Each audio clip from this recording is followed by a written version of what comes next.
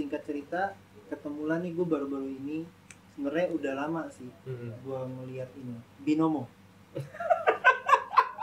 Ini lumayan berat kalau buat diceritain. Iya, udah jauh dari berusaha, dan gua yang udah mengalami kerugian belasan juta. Puluhan lah. Puluhan. Gua yang tahu loh. Lu ngepet, resikonya juga ada. Ketahuan dipukulin orang. Ya kan? Semua yang lu lakuin, semua yang kita lakuin itu sebenarnya ada resikonya. Iya, open BO pun ada. Iya betul. Hey, what's up guys? Balik lagi sama gua Ical.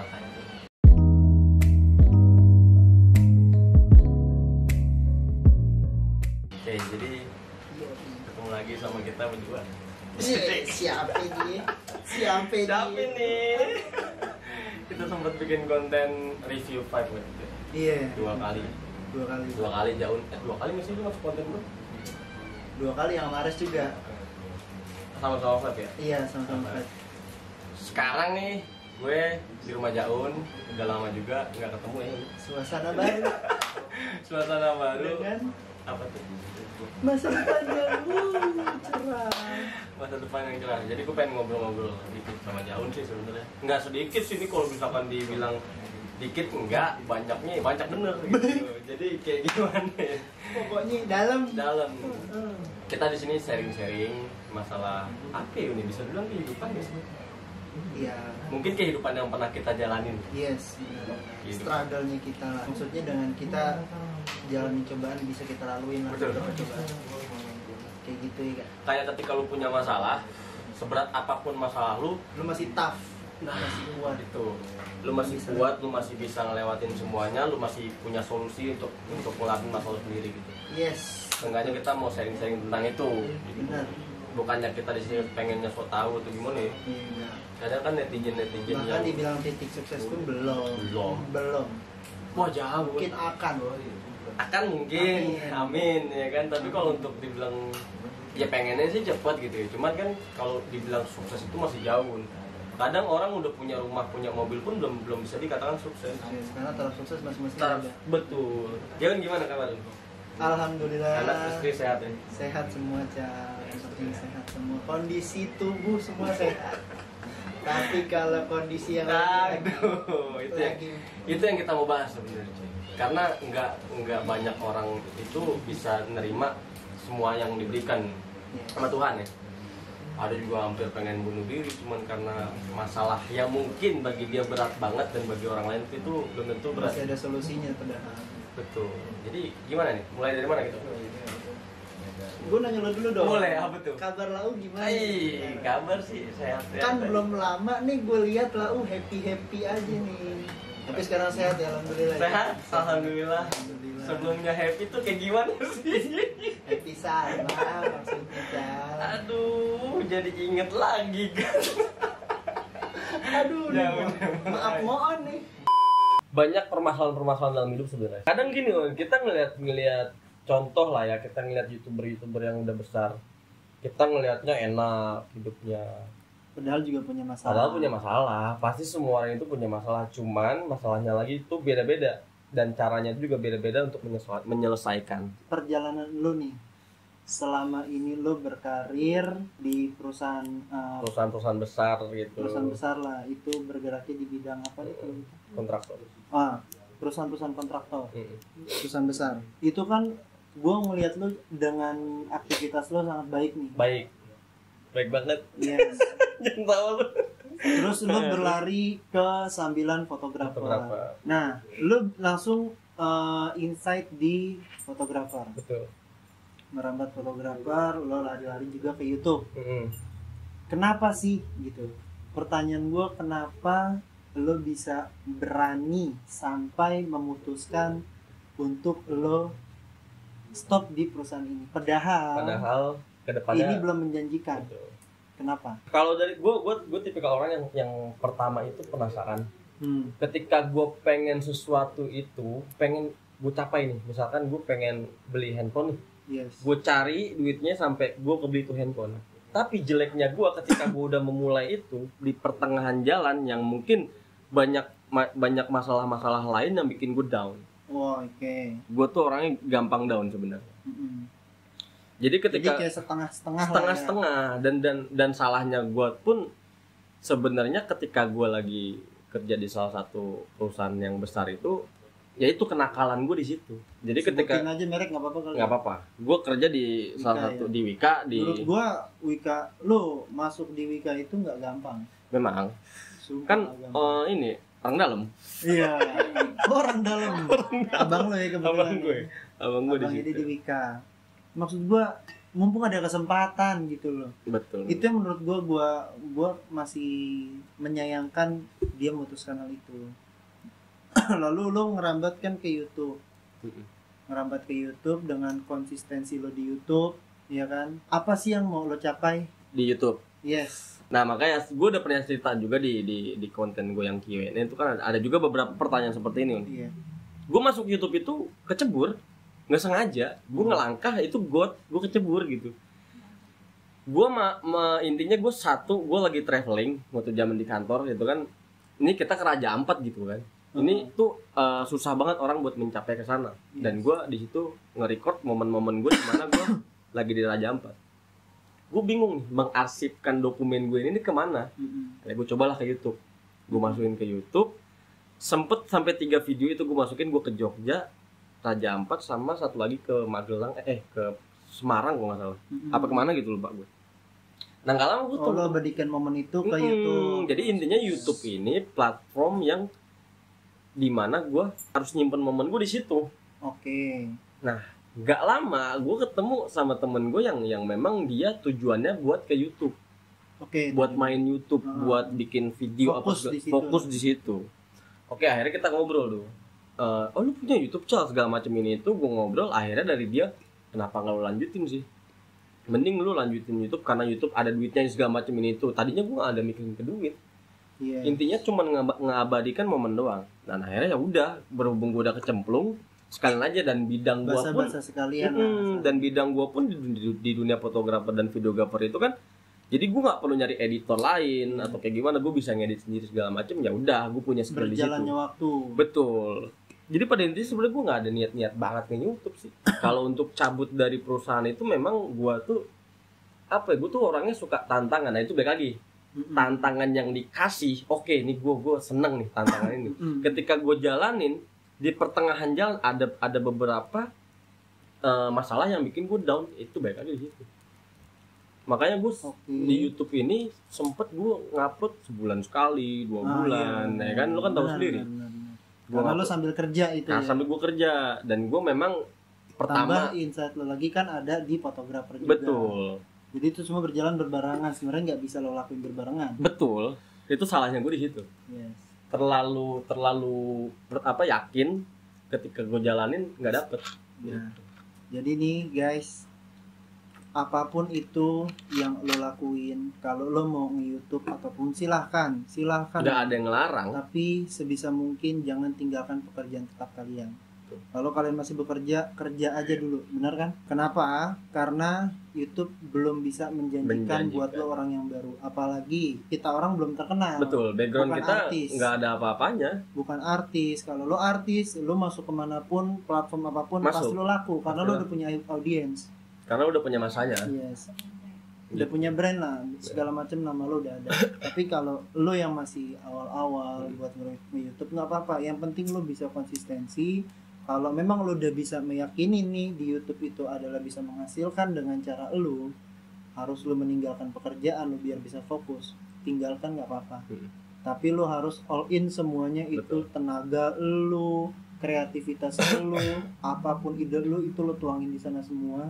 Itu nggak mungkin nggak akan menghasilkan. Mungkin akan ada proses. Pasti nggak semua langsung. Karena dari kata konsisten itu banyak yang bilang lu tuh harusnya konsisten, lu harusnya konsisten. Iya. Memang kata itu gampang diucapkan cuy. Cuman kita buat jalanin itu agak. Ya gue pengen konsisten, cuman kan kita masih punya masalah di luar ini gitu loh. Masih banyak hal yang kita harus pikirkan, apalagi kita semakin dewasa, ya kan? Benar.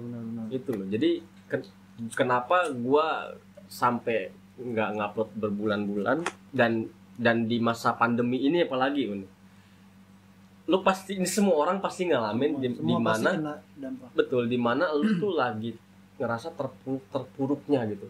Itu banyak banget masalah yang masuk, bikin otak lu overload nih, Iya. udah nggak nampung Tapi ini semuanya. kita udah aman ya. Ya alhamdulillah udah aman, Udah aman. kita udah aman dari, intinya semua permasalahan balik lagi ke kalian sih. Kalian yang tahu caranya gimana ya. Intinya orang-orang kayak kita ini cuma Balik dengan keyakinan. betul, kita cuma bisa menyampaikan apa yang kita lakukan dan kita alami gitu. Terus gue lihat lo kan lo kayak ada usaha segala macam. Ini mungkin bicaranya mengenai perjalanan hidup lo Oh, ini jadi gue dengan yang karir. interview nih. Yuk. dengan karir. Enggak, gue Oke. mungkin nanya aja. Oke, siap, nggak apa-apa. Jadi kenapa lo bisa yakin dengan kayak fotografer, dengan kayak lo, gue ngeliat lo kan kayak lo waktu itu pernah usaha tuh kopi ya, kopi ya. Itu gimana sampai sekarang tuh? Mungkin dari fotografer dulu deh nih. Fotografer gimana tadi? Insight-nya itu apa yang udah lo dapetin sih dari fotografer? Apa yang udah lo capai? Apa yang udah lo hasilkan dari fotografer? Apa yang udah menjadi lo yakin nih mantap buat di fotografer? Nah itu sebenarnya kalau fotografer itu memang diawali dari hobi ya. Baik lagi tuh yang tadi permasalahan kita di awal tuh, ketika kita udah kenal duit, Yes. ya kan, itu Iya. semua bakal berubah sih. Itu Benar. semua bakal berubah. Benar. Ketika lu biasa lu moto hunting doang tanpa ada pemasukan dan lu pengeluarannya lebih banyak, itu nggak bakal lu lakuin lagi ketika lu dapet duit. Oh iya, paham. Iya kan? Paham. Lu masuk endorse satu nih, entah itu produk baju lah, celana segala macem, lu menghasilkan uang. Besok lu nggak bakalan aktif lagi di dunia fotografi. Ketika ada orang ngajakin, foto yuk, iseng-iseng, Iya. itu bakal males. Males. Oke. Gitu. Karena merasa udah bisa menghasilkan dari situ. Betul. Itu sebenarnya mindset yang salah sih. Salah. Nah itu balik lagi ke gua seperti itu. Ketika gua down, gua ngerasa foto gua udah bisa menghasilkan duit, kenapa gua nggak nyari duit di sini aja gitu. Kenapa enggak babi ngepet aja gitu? Aduh, kok babi ngepet? Kenapa gue nggak terusin aja nih di sini nih, karena ini menghasilkan. Tentang hunting biasa nggak ada duitnya mah capek doang. Ternyata mindset gue salah di situ. Hobi namanya hobi ya, tetap lo jalanin hobi. Itu sih kalau buat fotografi. Jadi perjalanan lumayan nih. Lumayan, gue dari 2016 berapa tahun tuh? 5 tahun ya? Iya nggak sih? 5 tahun. 5 tahun sama sekarang. Memang banyak juga yang gue dapetin dari Pertama relasi lah ya, teman. relasi teman ya. Terus yang gue dapetin itu famous. Iya. Gue dikenal orang banyak, sampai sempet gue megang, gue jadi kepala salah satu komunitas fotografi. Gue dihargain orang banyak, followers gue banyak pada masanya. Sebenarnya itu udah grow ya. Wow, itu udah grow banget, dan gue udah ngerasa star syndrome sih situ. Oh, itu yang salah. Itu salahnya di situ. Ketika gue datang, gue diundang nih, komunitas gue diundang ke salah satu acara fotografer event. Gue nyampe ke sana, orang-orang udah teriak. Beberapa model dari model event itu pengen banget difotoin sama gue. Star syndrome dong. Oh, merasa lah ya. Merasa, wah anjing, gue udah keren bisa banget kesini nih. nih, Iya, gue udah ya. punya nama nih. Sampai beberapa fotografer pun pengen foto bareng sama gue. Sampai situ. Gue udah ngerasa star syndrome seperti itu. Itu salah satu pencapaian sih sebenarnya. Tapi ketika lo star syndrome, baik lagi nih. Ketika lo ngerasa udah lo di atas banget, lo congkak. Tadinya lo jatuh. Lo congkak banget nyet. Orang kenal gue, siapa sih nggak kenal Ical Tanjung pada masanya gitu kan. Ketika udah ngerasa kayak gitu, blek, itu bener-bener kayak Tuhan, lu sombong anjing, turun lu gitu. Wih, itu ngerasain banget Bun. Sampai sekarang pun kayaknya masa gue di fotografi itu udah berkurang jauh sama dia. Benar. Jadi mungkin itu ya.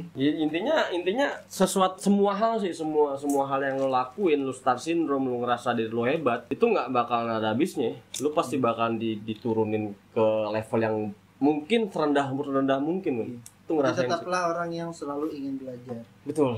Dan jangan merasa so tahu. Yes. Ketika lo nggak tahu, lo tanya. Jangan ketika orang nanya kayak gini lo nggak tahu terus lo jawab dengan so tahu. Yes. Gue banyak nemuin orang kayak gitu. Banyak ya. Wow, kita ngomongin masalah foto. Bahkan gue pun pernah ada di titik itu, Chan. Pernah lo kayak gitu. Pernah ada di titik itu. Ya kayak gitulah. Ini cuma beda bidang. Beda bidang. Jadi kayak mungkin sedikit sharing aja, karena kalau untuk bicara usaha segala macam Ya, fotografi usaha ini, gagal sukses itu semua bagian dari proses. Gagal itu juga bagian dari proses supaya lo bisa ke depannya pembelajaran supaya lo ketika nanti sukses lo tahu mana yang bisa jadi batu sandungan lo.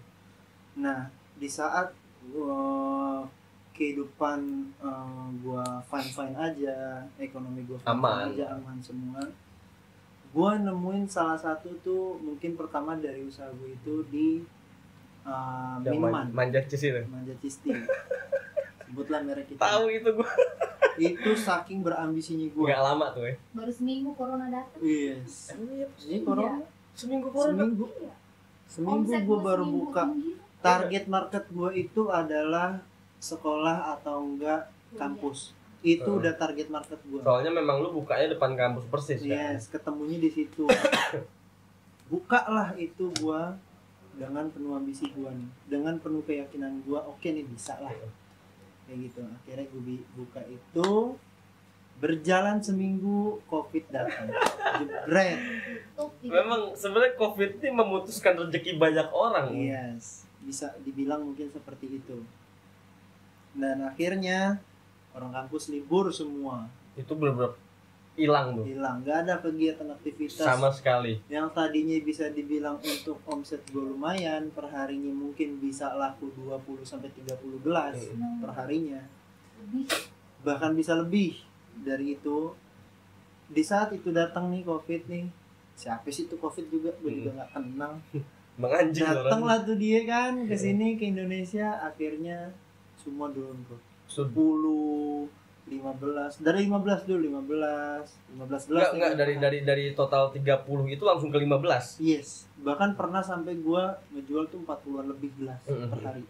Itu sampai turun ke 15, 18, akhirnya turun ke 10, 9, 7 sampai nggak ada sama sekali. Sampai akhirnya gua memutuskan buat oke, kita pindah dulu ke rumah. Karena kenapa gua pindah buat ke rumah dulu? Gua bayar tempat ya. Banyak bocah-bocah. Oh. Target itu juga sampai kirim ke situ, dan itu pun lagi bulan Ramadan. Akhirnya mutusin buat di situ dulu. Toko tetap bayar karena itu kan jatuhnya sewa tahunan. Akhirnya mutusin buat ke situ, pindah ke rumah. Nggak lama pindah lagi ke toko dengan ya udah gitu-gitu aja. Kita gue mutusin sama bini gue buat udah take over dengan penuh keikhlasan lah, segala macam ya. Anggaplah ini pelajaran juga buat gue. Singkat cerita, ketemulah nih gue baru-baru ini. Sebenarnya udah lama sih gue ngeliat ini Binomo. ini lumayan berat kalau buat diceritain. Iya, udah jauh dari usaha. Jauh. Itu di tahun 2 tahun yang lalu. Nah belum lama gue kenal sama Binomo itu kurang lebih 5 bulan. Ya, tapi gue kena awal-awal tahu gue hanya bisa mempelajari itu, belum memberanikan diri buat terjun ke situ. Akhirnya nggak lama gue ngomong lah nih ke bini gue dengan penuh keyakinannya gue, tapi dia belum bisa karena apa? Karena dengan kita harus punya tabungan anak lo gini segala macam, dan itu memang nggak baik. Jadi buat kalian guys, mungkin kalau untuk trading ini kan semua eranya udah digital. Betul. Marketing, lu mau apapun itu jenis tradingnya, semua resikonya berbanding lurus. Yes. Dan gua yang udah mengalami kerugian belasan juta, puluhan. Gua sampai gua yang tahu loh. Puluhan juta gua rugi. Itu benar-benar kalau dibilang titik berat ya, titik terberat gue kehilangan bokap gue. Oke. Oh, ini udah sulit ini. Iya. Kehilangan salah satu orang yang membesarkan lu gitu. Iya. Kayak terus yang jadi parameter gue lah. Nah, akhirnya gue memutuskan, gue beraniin nekat buat terjun ke Binomo. Nggak ada yang salah sebenarnya, yang salah itu ya dari pemikiran gue. Karena trading itu lo bisa menghasilkan uang, bisa banget, tapi lo juga harus tahu resikonya. Betul. Karena nggak mungkin lo dapat untung kalau lo nggak dapat rugi. Betul. Kayak lo jualan sehari itu lo untung segini, nggak mungkin besokannya lo akan untung sama. Pasti ada sisi selisihnya lah. Dan itu yang nggak gue pakai metode kayak gitu karena kan gue masih pemula, masih yang berapi-api nih, kayak gue sok tahu, emosinya masih tinggi ya. gue sok tahu. Gue terjun pertama gue ngerasain profit segala macem, gue merasa diri gue udah bisa. Oke. Congkak lah ya. Diri gue udah mampu, gue merasa itu oke lah, bisa lah kalau dapat segini mah, merasa begitu.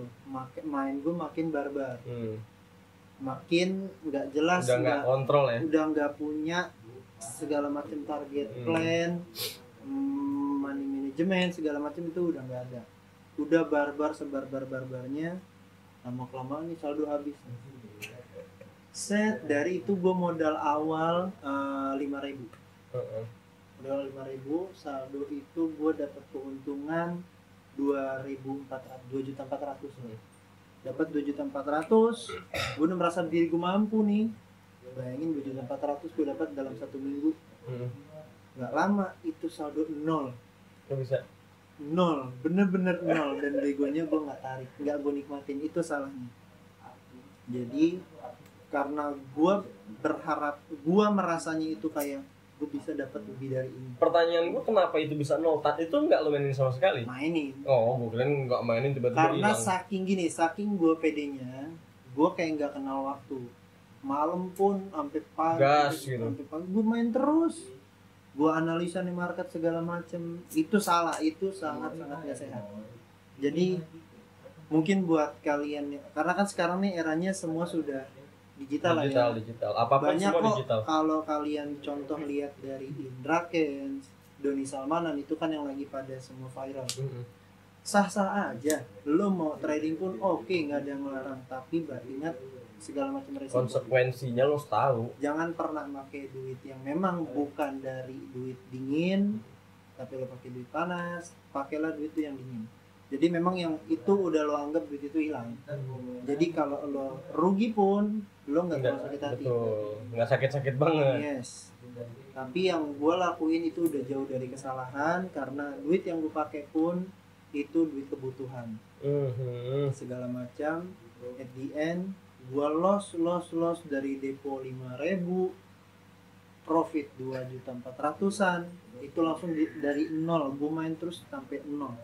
Gak lama gue depo lagi nih, gue tinggiin lagi depositnya 7.500. main terus.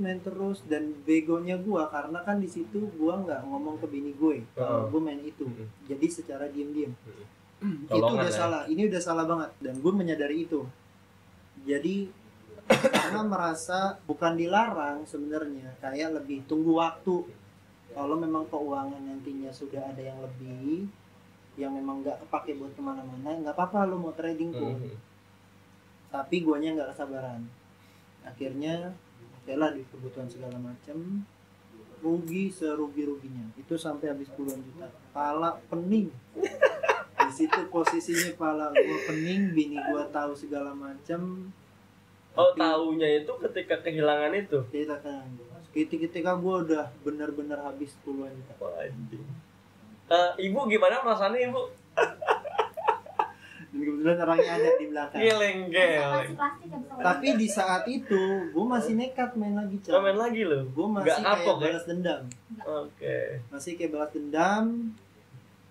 Gue masih bisa kok. Yang penting gue percaya sama gue, kayak gitu kan. Gue bisa ngebalikin ini. Itu udah benar-benar nggak sehat, nggak bagus. Akhirnya gue terus main dengan modal gue yang kecil. Taruhlah modal gue yang 700.000 deh gitu modal. Akhirnya dengan modal segitu gue bisa nih naikin step by step naik sampai gue tarik ke duit segala macam. Nah terus nggak lama gue masukin lagi ke deposit. Main sabar. Momentum itu sampai bisa terkumpul. Ibarat kata gue bisa nih kekumpul. Dan nggak lama kemudian gue nafsu lagi, karena pikiran gue, mindset gue pengen ini cepet kelar. Gue pengen cepet-cepet balas dendam ke market. Itu udah benar-benar nggak bagus. Itu sangat-sangat nggak bagus. Akhirnya dengan gue merasa begitu mindset gue, ya Allah, itu cuman 40 menit 0 saldo gue langsung. Dari berapa tuh? Enggak. Oh, masih dari yang gue modal 700 sampai ke 4.000. Oke. itu langsung 40 menit 40 menit nyarinya mas susah. nyarinya berminggu-minggu, hilangnya mah 40 menit. Sebenarnya kalau trading itu ya asal lu analisa semuanya, lu tahu cara main, tahu cara ngekliknya, itu sebenarnya aman sih. Cuman namanya begituan pasti ada rugi-ruginya. Cuman kalau misalkan memang lu tahu banget dan udah menganalisa semua yang tadi, seenggaknya lu gak bakal rugi-rugi gede. Ya nggak sih? Setuju. Bahkan gua pun sampai sekarang di posisi gue begini, gua kan masih tetap main. Tapi dengan bukan yang kayak barbar gua kemarin, bukan dengan mindset yang seperti sebelumnya. Udah ngerubah mindset lah ya. Ngerubah. Jadi gue masih ngerasain grow-nya. Rugi pun sehari cuman berapa ratus ribu. Jadi kayak lo punya target stop loss, stop buat lo rugi. Lo ngambil profit misalkan di hari ini berapa, besokannya kalau lo loss ya udah lo loss, nggak usah main lagi, nggak usah lanjut, karena kalau lo lanjut main psikologi lo udah nggak bagus. Betul.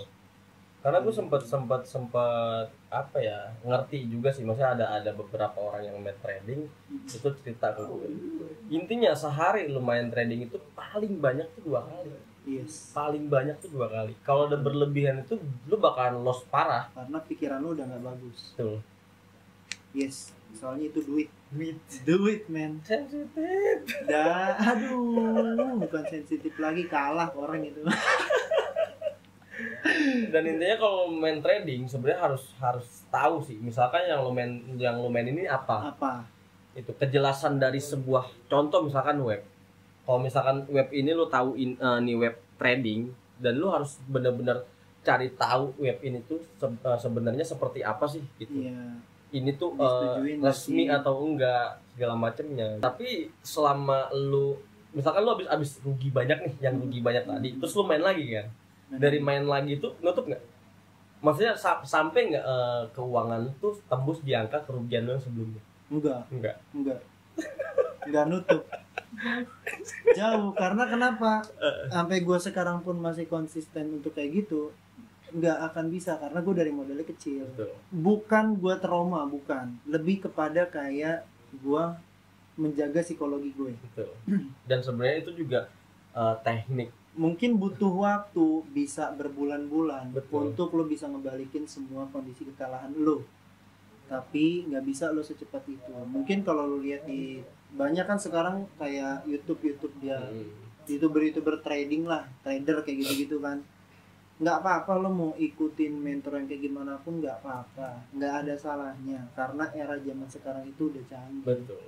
Lo dagang itu kan kayak gitu kan, namanya berdagang, perdagangan mata uang. Nah itu pun sah-sah aja, tapi yang penting lo juga harus tahu resikonya. Itu sih yang paling penting, selalu gue ingetin. Kalau lo lagi ada masalah apapun itu, jangan coba main, karena itu udah nggak bagus. Dalam hal apapun udah nggak. Jadi bagus. pada intinya kalau misalkan lu siap untuk trading itu, lu harus siap juga pikiran lu. Yes, benar. Di saat pikiran lo lagi relax, lagi hitungannya apa ya, kasarnya otak lu lagi kosong gitu. Yes, benar. Karena kan kita main trading itu kan mesti banyak banget yang kita pelajarin, analisanya juga banyak kan ya. Terus juga satu-satu kita masukin ke otak pelan-pelan. Kalau udah overload udah stop. Jangan deh gitu. Benar. Gue seenggaknya agak ngerti juga gitu. Ya seenggaknya gue ada lah beberapa orang juga cerita. Karena kan gue juga kepo kan. Gue tuh sempet ngelihat orang kok nyari duitnya gampang banget nih Un. Ternyata dia main trading, entah itu okta apa segala macem lah, binomo atau kayak gimana. Sempet beberapa orang tuh cerita, karena kalau main seperti ini tuh seperti ini loh gitu. Caranya gini, lo harus tahu ini, lo analisa ini. Wah repot asli. Sampai gue akhirnya untuk enggak deh, gue gak main gitu. Daripada gue ngapa-ngapa ya kan? Karena benar, karena kalau di saat lo udah kayak nggak yakin, apalagi lo kayak merasa enggak, gue nggak mau ngambil resiko itu, better jangan sama sekali. Tapi di saat lo udah terlanjur terjun, lo harus mempelajari itu. Kenapa lo bisa sampai lo segini? Itu kan harus ada pembelajaran buat lo juga. Betul. Dan itu yang gue alamin sekarang. Jadi kayak gue lebih ke main aman aja. Mau untung berapapun sekarang, kasarnya ini 20.000 30.000 pun gue embat. Gue embat. Karena kenapa? Tujuan gue udah nggak mau untuk ke yang cepet-cepet. Jadi kayak udah main pelan-pelan aja, tapi ya udah pasti gitu. kayak gitulah. Itu perjalanan gue buat Binom School. Binom School. Dan mungkin itu juga salah satu problem yang bisa dibilang cukup kena mental sih. Kena mental, yes. Kena mental dong jelas. Karena Siapa yang nggak kena mental kehilangan duit puluhan itu juta. karena yang bikin kena mental itu dengan nominal yang nggak dikit, Yes. kita cari duit susah anjing. Benar. Iya nggak, Apalagi anjing? di zaman sekarang. Yang COVID segala harus macam. banting tulang. Benar, susah. benar. Susah. Jadi kalau keuangan kalian nggak terlalu banyak, mending jangan deh. Yes. Kalau jangan sama sekali jangan, pokoknya kalau maaf ya, mungkin yang memang masih kurang baik dalam ekonomi, ya kan, jangan sama sekali lu terjun ke situ karena itu udah sangat salah. Soalnya gini yang gua pahamin ya, ketika orang contoh kayak lu tahu yang slot nggak sih? Oh iya. Nah itu kan instan banget, orang Iya. kayaknya gue dapet sekian, Jadi lu lari sebenarnya dulu. nggak asal main aja. Iya. Lu harus tahu caranya, analisa semuanya itu. Nah Sama kayak bandar, betul. main judi kayak gitu kan, itu kayak main togel deh kasarnya ya. Itu kayak lu juga punya tebakan angka, itu kayak ada segala macam, apa sih namanya tuh, pokoknya gitulah, entah itu ngambil angka dari mimpi atau itu sebenarnya juga semua ada ininya, pembelajaran. Belajar semua. Yang gue tangkap dari orang-orang sih pikirannya gini loh. Ketika misalkan lu main slot nih, lu bilang sama gue, gue dapet 2 juta nih Cal dalam waktu sekian. Nah pikiran orang Indonesia nih, oh iya ya cepet ya, coba deh gitu. Yes. Rasa penasaran yang terlalu tinggi tapi tidak dipelajari apa yang dimain. Benar. Dan Itu yang resikonya gimana ke itu. depannya nanti. Intinya orang-orang itu apa ya, tahu resiko cuman masih mikir instan gitu. Nah, benar baru kan ngomong. Nggak ada yang Terlalu Gak ada pengen yang cepat. instan. Kalau mau instan, lu ngepet, resikonya juga ada. Ketahuan dipukulin orang. Masa ya kan? Semua yang lu lakuin, semua yang kita lakuin itu sebenarnya ada resikonya. Iya, open BO pun ada. Iya betul. Tuh. Open BO belum penyakit nih, ya kan? Resikonya pasti ada, guys. Belum Apapun tahu. itu yang kita jalanin di kehidupan pasti ada resiko. Aduh, mungkin itu salah satu masalah apa itu bisa dibilang nih? Itu titik kedua masalah Titik besar. kedua masalah itu Karena di saat itu gue udah berumah tangga. Di saat ini gue udah berumah tangga, udah punya anak 2, ya kan? lu malah main-main baik. Yes. Emang nggak ngotak bocahnya. Harusnya pendidikan anak gue udah aman. Betul. Tapi memang ya bisa dibilang juga masih aman. Cuman ini kayak bukan yang terendah banget, enggak. Gue masih bisa ngebalikin itu. Tapi ya gue percaya sama rezekinya Allah aja. Betul.